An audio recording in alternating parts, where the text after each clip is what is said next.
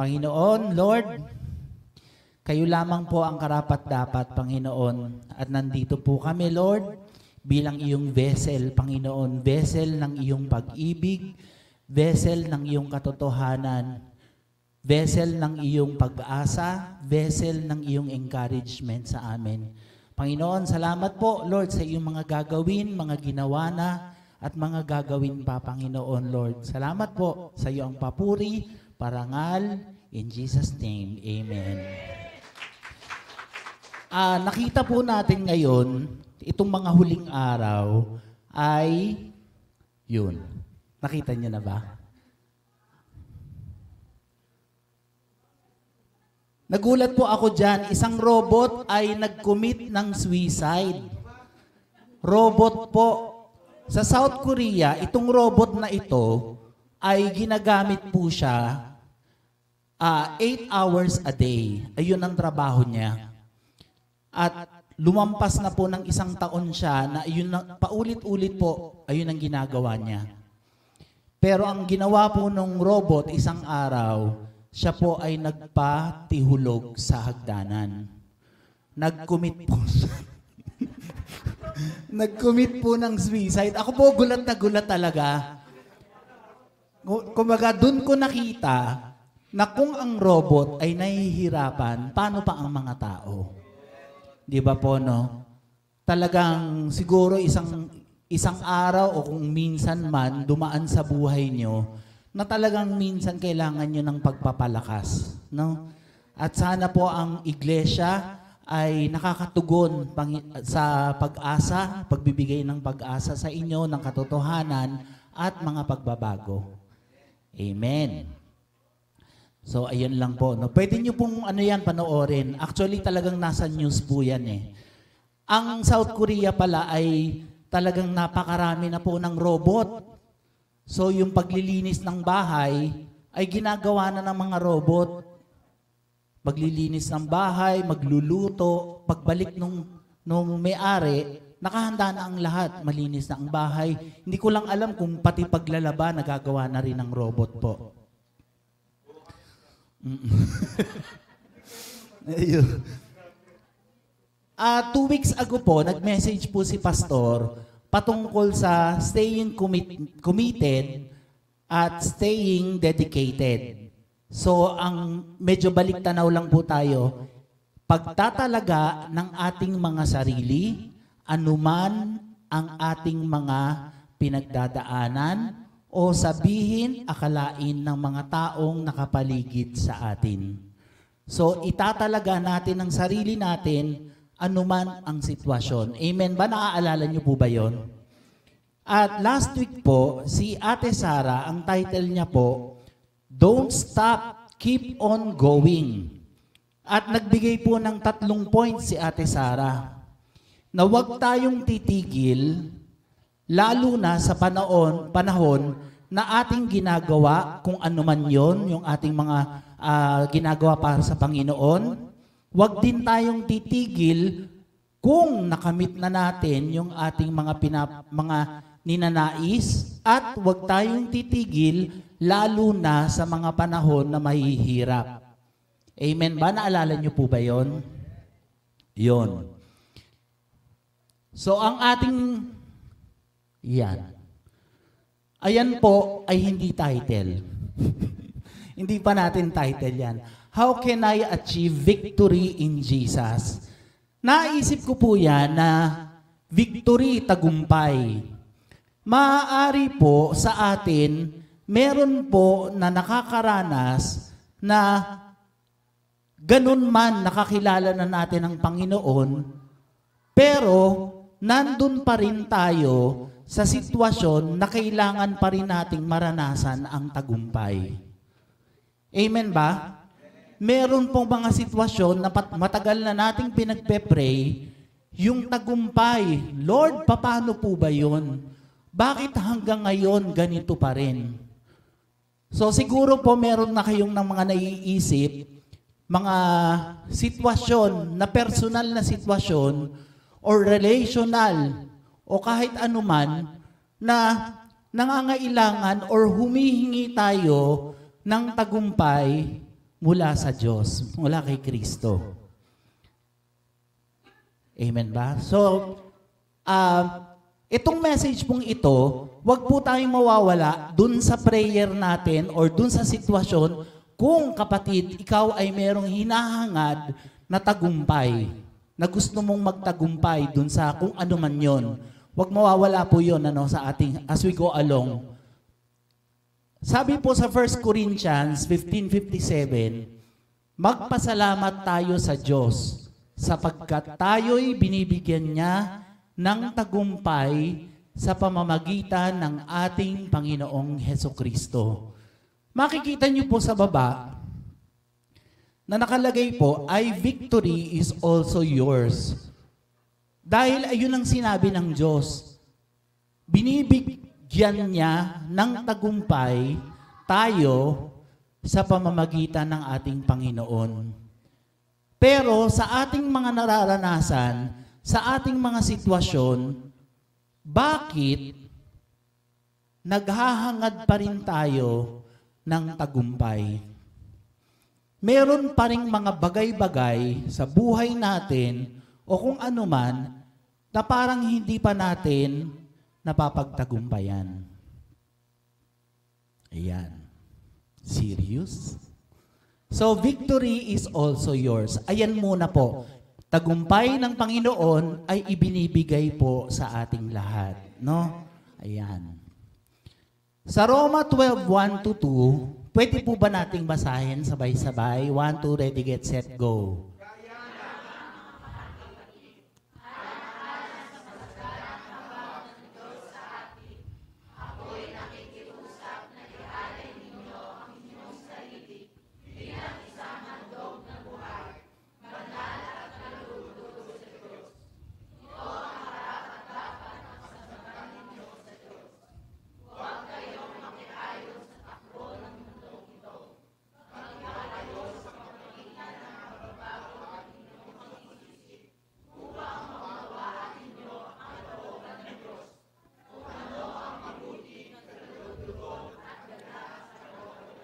Ayan. Siguro po maraming beses na po nating nabasa ito.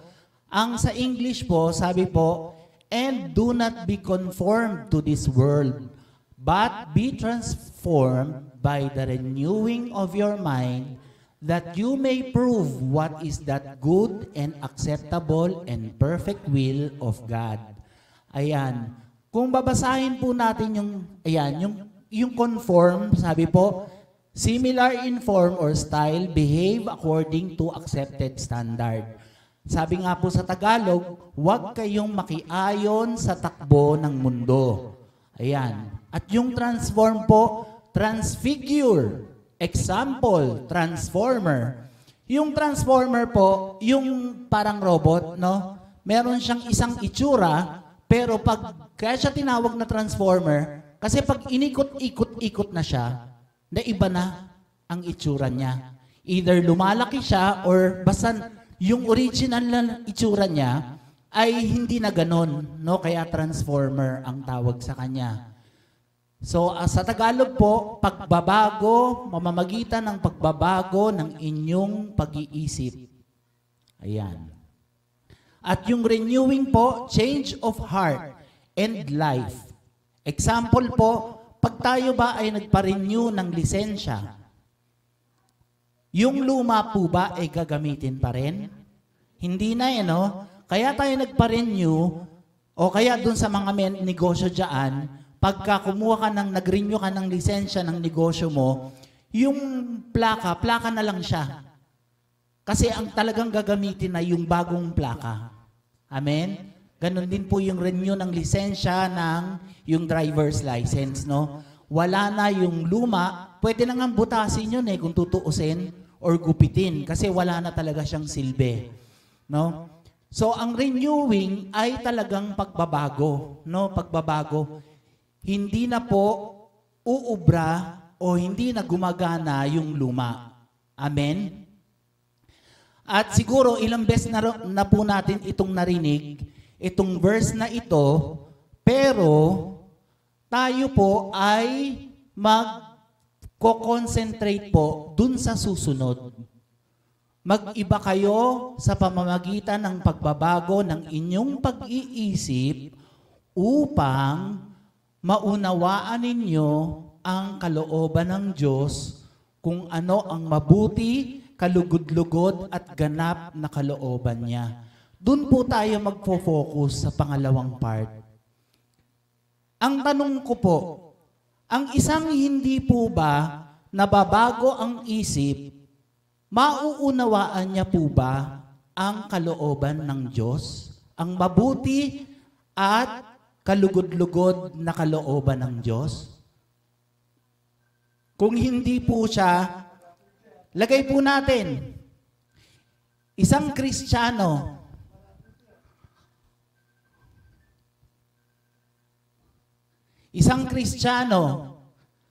na hindi pa po nababago ang pag-iisip, mauunawaan po ba niya kung ano ang mabuti at kalugod-lugod na kalooban ng Diyos? Hindi pa po. So magpo-focus po tayo, nakikita po natin ngayon na napakahalaga pala ng pagbabago ng isip. Ano po?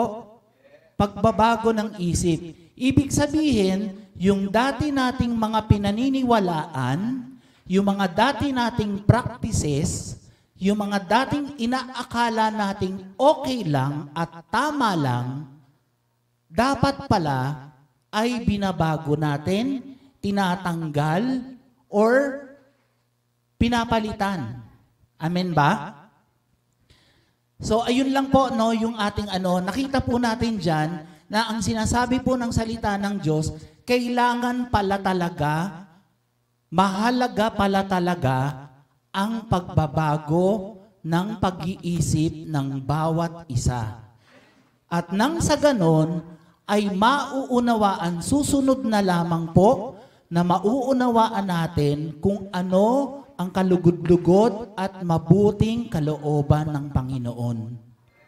So ibig sabihin, sa isang bagong mananampalataya na dala-dala pa rin yung dating pag-iisip, hindi pala automatic na maiintindihan niya ang mabuting kalooban ng Diyos. Pwedeng akalain niya na naiintindihan niya o na alam niya ang kalooban ng Diyos, pero ang totoo nun, hindi pala. Ayun. So, hindi po ako nagagalit, pero talagang ini-stress ko lang po talaga ngayon.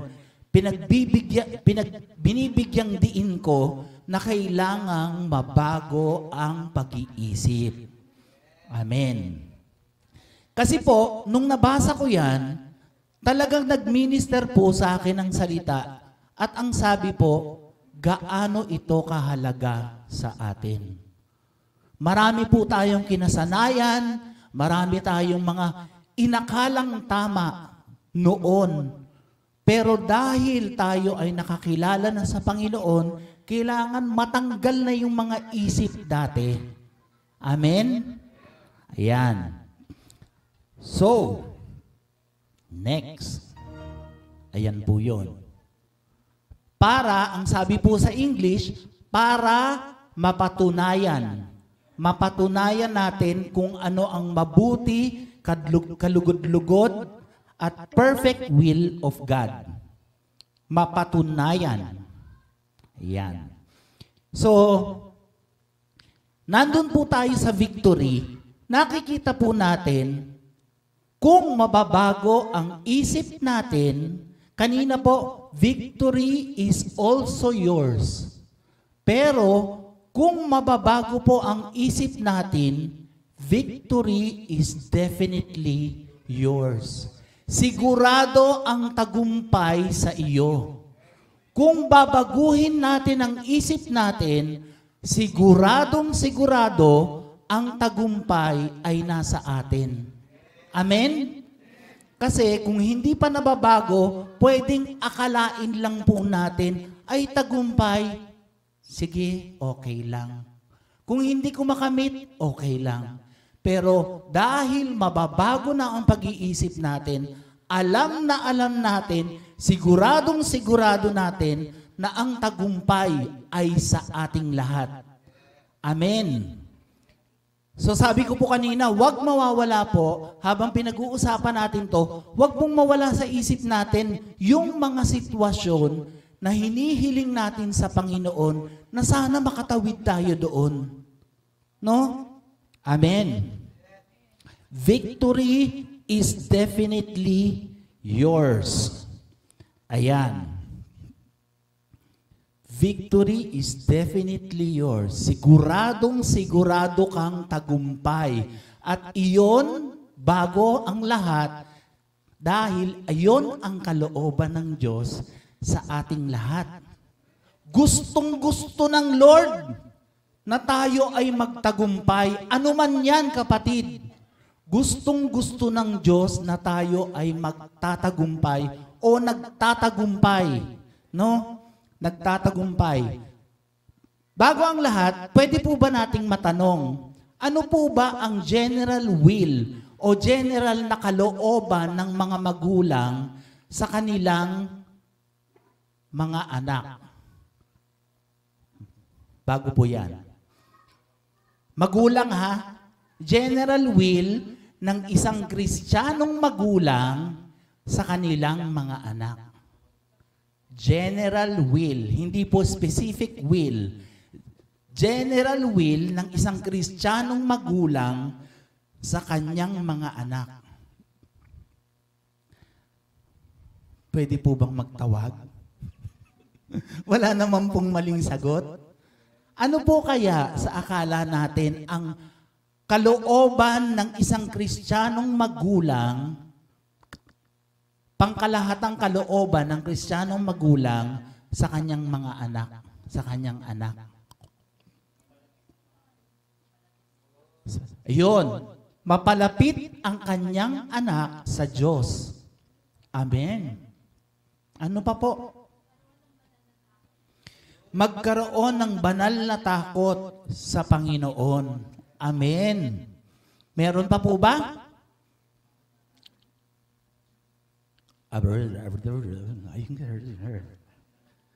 Wala na po. So dahil iyon, alam niyo po ang lapit ng sagot natin dun sa general will of God para sa lahat ng tao. Para sa lahat ng tao, ano po ang kalooban ng Diyos? Kasi iba po yung specific, no? Yung pangkalahatang kalooban ng Diyos sa lahat ng tao. Pwedeng siya ay maligtas, di ba? Pero ano po ba? Sige po, sirit na po. Sirit na. Sabi po sa Micah 6:8, ito ang nais ni Yahweh, maging makatarungan ka sa lahat ng bagay. Patuloy mong mahalin ang iyong kapwa at buong pagpapakumbabang sumunod ka sa iyong Diyos. Ito ang nais ni Yahweh. Pangalawa po, magalak kayong lagi, palagi kayong manalangin, at magpasalamat kayo sa Diyos sa lahat ng pagkakataon sapagkat ito ang kalooban ng Diyos para sa inyo na inyong pakikipag-isa kay Kristo Jesus. Kung titignan po natin, ano po ang similarity nung dalawang message na yan? Ang nais ng Diyos, ang kagustuhan ng Diyos, ang kalooban ng Diyos sa ating lahat ay magkaroon po ng malinis na puso. Amen ba? Malinis at na bagong puso. Nagmamahal na puso. Amen? Sa madaling salita, parang ganun po yun eh. Nag-a-agree po ba kayo? Na ganon, no? Patuloy mong mahalin ang iyong kapwa. So dapat malinis yung iyong puso. Tatanggalin ko na lang po yung candy ko.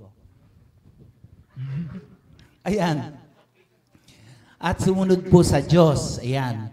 Tapos pangalawa po, yung magpasalamat at manalangin lagi. So maganda, kaaya-ayang puso, kalugod-lugod na puso, ang hangarin, kalooban ng Diyos para sa ating lahat. Amen.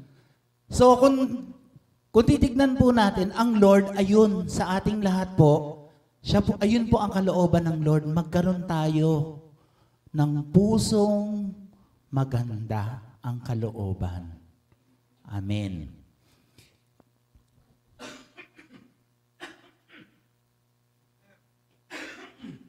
Pinag-uusapan po natin yung tagumpay. Yung tagumpay po.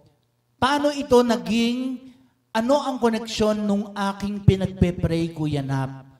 Na hinihiling kong tagumpay dun sa pinag-uusapan nating general na kalooban ng Diyos. Sabi po sa Mateo 6:33, kung uunahin natin ang Diyos, ang paghahari ng Diyos, ang lahat ng ito'y susunod na lamang.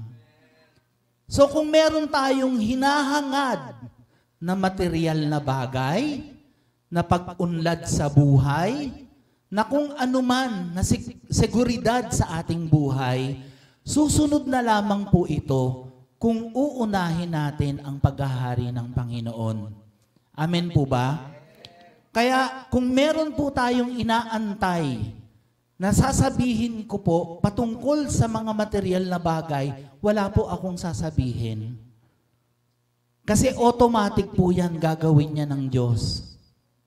Amen? Ayan. So, ang kalooban po ng Panginoon, ito po ay mag-minister sa atin, sa ating lahat, from now on, every day of our lives, ang gusto po ng Panginoon sa atin ay magkaroon ng magandang puso. Nagmamahal, umuunawa, nagpapatawad. Ano po, no? Parang ganun, ano? At sumasamba, nagmamahal sa Diyos. Lalo na, first of all, mamahalin natin ang Panginoon. Amen. So, yun po. Sabi po dyan, matuto tayo sa kamaliang nagawa ng Israel. Ang kanilang biyahe mula Ehipto papuntang Promised Land, papuntang Kanaan. Sabi po sa Deuteronomy 1-8, andun pa rin po tayo dun sa tagumpay, sa victory na hinahangad po nating personal. Sabi po, Deuteronomy 1-8, sakupin ninyo ang lupaing ito, ang Kanaan daw, sabi. Sakupin ninyo ang Kanaan na inihanda ko sa inyo. Iyan ang lupaing ipinangako ko sa inyong mga ninunong, si Abraham, Isaac at Jacob. So sakupin, lumalabas po, nakahanda na, ibinibigay na ng Panginoon, pero kailangang sakupin. Ibinibigay na, sasakupin na lang. So, kung sa ating buhay po, meron ng tagumpay, pero kailangan nating abutin. Amen? May tagumpay na, sabi ko, ang tagumpay ay siguradong sa atin. Pero, tulad po ng mga Israelita, kailangan po natin yung sakupin, angkinin. Hindi po ang tagumpay ay babagsak na lamang. Ano ba itong pinagpe-pray ko? Ba't hanggang ngayon? Wala pa rin. Siguro next week, aantayin ko na lang to. Pero ang sabi po, sakupin. Kailangan nating angkinin ang tagumpay. No, hindi ito automatic. Katulad po ng Israelita, nakahanda na, eto na yung lupa, pero kailangan nating sakupin. Kailangan nyong maglakad, pumasok, kilalanin, alamin kung ano ang meron doon, at nang hanggang makapasok tayo. Amen ba? So yung mga Israelita po, kung titignan, kung i-review po natin, galing po sa Egypt. Pinahihirapan po ang mga Israelita sa Egypt. At nang dumating po si Moses, kinuha po, sinamahan sila para makalabas. Diba? Hanggang sa napunta ng wilderness. Pero ang sabi ng Panginoon, hindi dito natatapos ang storya ng buhay nyo. Papasok kayo sa promised land sa Kanaan. Ito ang pangako, ang lupang pangako. Ngayon, alam po natin na hindi po nakapasok ang lahat. Ilang beses na po sinasabi ni Pastor yan. Sino po ang nakapasok? Si Joshua, si Caleb, at yung mga kabataan. Di ba po? Yung mga matatanda. Ha? Naiwan, di ba? Naiwan. Hindi nakapasok dahil po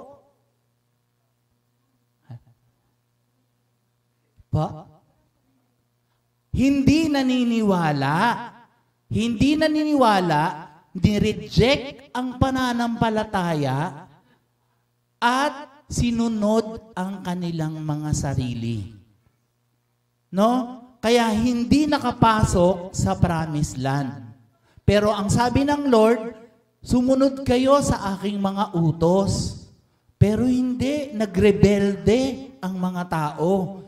At hindi sila sumunod dahil doon, hindi nila inangkin. Nanatili sila sa wilderness, yung tagumpay na dapat ay sa kanila, hindi nila nakuha. Pero naka-ready na eh. Di ba po? Naka-ready na yung tagumpay. Papaalala ko kapatid, sabi ko kanina, huwag mawawala yung pinagpe-pray natin na victory habang pinag-uusapan natin to. Yung victory, kailangan po nating tawirin, abutin, papaano. Hindi tayo mananatili dito, kundi sisimulan nating sumunod, lumapit sa Panginoon, magbago ng isip, amen, para maabot natin yung victory. Kapatid, alam nyo, kaya po ito naging message, kasi alam ko po maraming tayong mga kapatiran na patuloy na naghihirap. Nahihirapan, hindi nahihirapang material, kundi higit sa lahat, nahihirapang emotional. Ang bigat ng loob, kasi parang hindi niya maabot yung victory, tagumpay. Nasa Lord naman ako. Ba't hindi ko maabot yung victory? Parang ganoon po, no? So ngayon po, sinasabi ng Lord sa atin, ang tagumpay ay ibinigay na niya. Kailangan lang natin abutin at sakupin. Posible po ba? Ngayon po ba, masasabi nating posible nating makuha ang tagumpay kung susunod lang tayo sa Diyos? Kasi pwede po yan araw-araw. Diba? Sabi nga po ni Ate Sara, keep on going. Don't stop. Diba? Magpatuloy ka. Kahit naabot mo na yon, huwag ka titigil. Tuloy pa. Diba? Tuloy-tuloy pa. Mahirap, madali yung sitwasyon, tuloy sa Panginoon. Amen? Naalala ko po ngayon, nagkaroon po ng isang youth core meeting. Ngayon po, alam po natin sa mga kabataan sa eskwelahan, maging tayo ay dumaan tayo sa eskwelahan. Nandyan po ang peer pressure.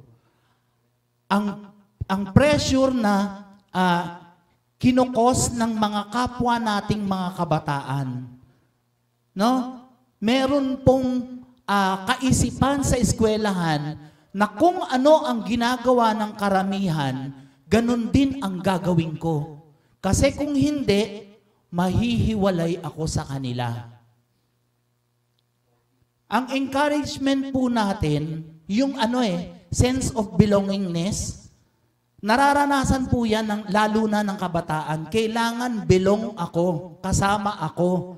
Pero ang encouragement po natin sa ating mga youth core, ituloy natin ang pagsunod sa Diyos, no? Ang ating pananampalataya, anuman ang sabihin ng mga ibang kabataan sa eskwelahan.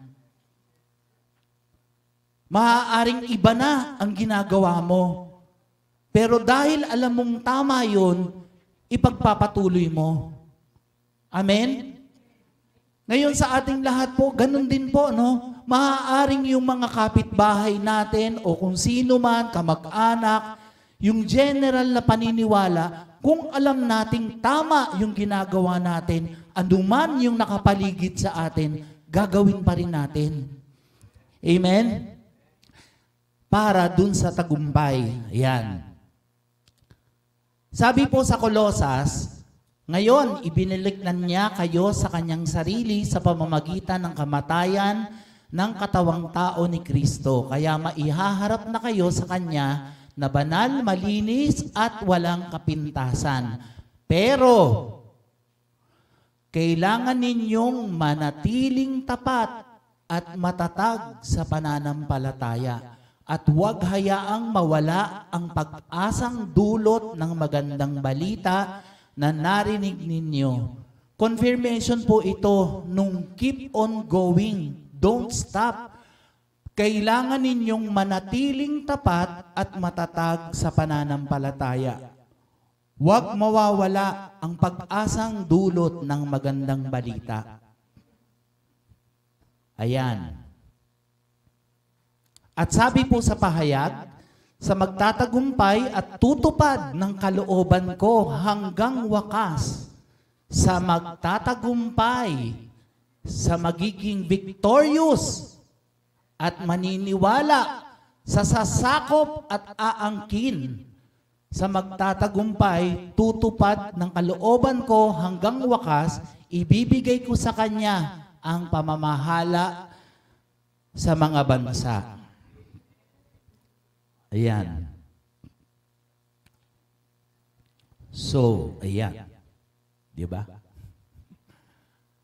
Meron pong hindrance. Katulad po ng mga message ni Pastor at saka ni Ate Sara, meron din po akong naisip na mga hindrance.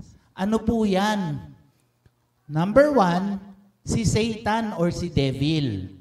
1 Peter 5:8, maging handa kayo at magbantay. Ang dyablo, ang kaaway ninyo, ay parang liyong umaatungal at aaligid-aligid na naghahanap ng masisila. Gusto ko lang pong ulitin to. Actually, nasabi na ito ni Ate Sara, ang Satan. Ito po kasi ay napanood ko po sa TikTok. Sabi po doon, si Satan, sabi nga po ni Ate Sara, di ba meron daw pelikula, ano nga ba? Dear Santa, na naging Satan, di ba? Kasi na wrong spelling. Pinalalabas po doon, pinapagaang, no? Pinapagaang ang imahe ni Satan. Ngayon po, bibigyang diin ko lang po. Ang devil, si Satan, ay never nating paniniwalaan or aakalain na maaawa sa atin kapag dumating na yung pagkakataon na hirap na tayo, sasabihin natin kay Satan, maawa ka naman, wag mo na akong pahirapan. Hindi po ganon si Satan. Gusto po ni Satan mawasak tayo. Kaya ko uulitin po ito kasi hindi po gawang biro ang makipaglaro sa devil. Kasi talagang sisirain tayo ni Satan. Kaya kung akala po natin, maaawa sa atin ang demonyo, hindi po. Gusto niya yon na masira tayo. Kaya wag po tayo, kumbaga, wag na natin po, wag na. Kung meron man tayong pinaniniwalaan, mabago ang ating isip tungkol sa ating kalaban. Ayan. Kaya po naisip ko yan, number 1 na hindrance po sa ating tagumpay dahil akala natin, friend natin si Satan. Hindi po. enemy, enemy, enemy, enemy. And yung hindrance po, kinuha ko po dun sa temptation ni Jesus sa wilderness, no? Hindrance po ang bread, pagkain. At ang katapat po niyan ay Word of God. Nauuna ang pagkain sa Word of God. Ayan. Victory po ang pinag-uusapan natin, ha? Katagumpayan. Pero nakikita po natin na pwedeng gamitin ang pagkain sa ating victory. Kailangan po ang Word of God ay pinapahalagahan po natin. Hindi po nabubuhay ang tao sa tinapay lamang, kundi sa bawat salitang nagmumula sa Diyos. Second temptation, ang spiritual pride. Ayan po, inakyat si Jesus, sabi po, umakyat ka dito at magpatihulog. Yung ating spiritual pride, minsan po kung tayo po ay nakakasunod, tayo lang po ang nakakaalam niyan. Kung tayo po ay nakakasunod, kung tayo, yun, nabanggit po ni Ate Aisel kanina, no, sa kanyang exhortation, ang pride. Talagang sabi niya, be humble. Tama po yun. Yung ating spiritual pride ay magkokos ng danger sa atin. Hindi po yan maganda. No? Lahat po ito ay paalala lamang. Amen? Yung pangatlo po ay pride from power and material wealth. Sabi nga po, di ba, ilang beses na natin ito narinig, kung kailan nasagot ang ating panalangin, kung dumating na ang pagpapala, ayun pa ang dagko sa atin ng pagkawalay natin sa Diyos. Di ba? Tinamad pa tayo nung nakatanggap na tayo ng pagpapala mula sa Diyos. Kaya ayan, yung pangatlong kalaban ay pride from power at kayamanan or material wealth. So talagang iseset po natin ang ating isip na kahit na tayo po ay nananagana, tayo po ay nakadikit pa rin sa Panginoon. Amen ba? At yung kapangyarihan, alam niyo po, nakita ko po ito. Siguro kung nanonood kayo ng TV, nakalive po tayo. Hi. Ayan. Kung nanonood po tayo ng TV, kailan lang sa news, nakita po natin yan. Sa Senate hearing, sa House of Representative hearing ng budget, di ba?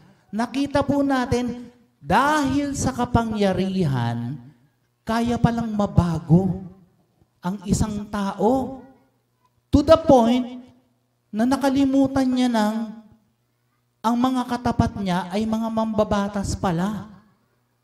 Alam niyo na po kung sino ang tinutukoy ko, no? Kung nanonood kayo ng news.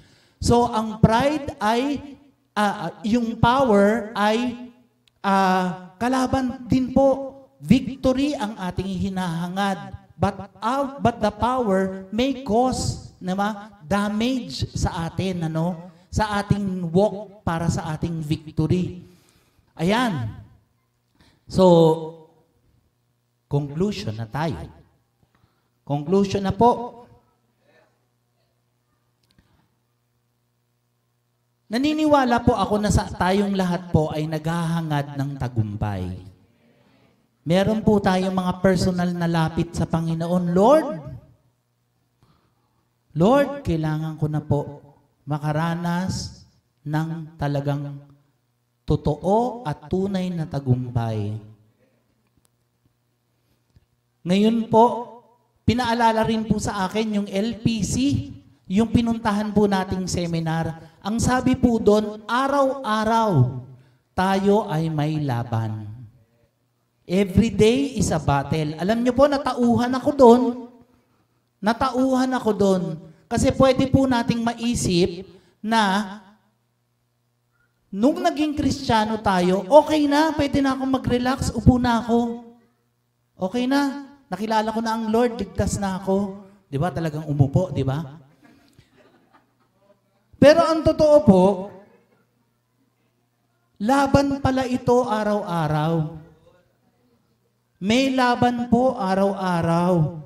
Pagkagising pa lang natin sa umaga hanggang sa ating pagtulog ay may laban. Kaya kailangan tayo po ay nasa tamang pag-iisip, tamang lagay spiritually.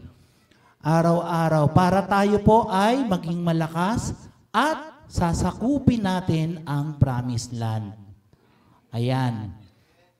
So sana po tayo po ay ma-encourage. Mag-aalas 4 na po.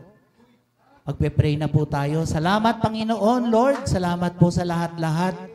Lord, talagang purihin ka, sambahin ka, Panginoon, Lord. Papasalamat po kami. Gusto po namin, Lord. Dinidesire po namin, Lord, na marinig ang mga testimony, victory ng ating mga kapatiran, Panginoon. Kaliwat kanan, Panginoon. Marami pong kwento dahil nagtagumpay, Panginoon, Lord.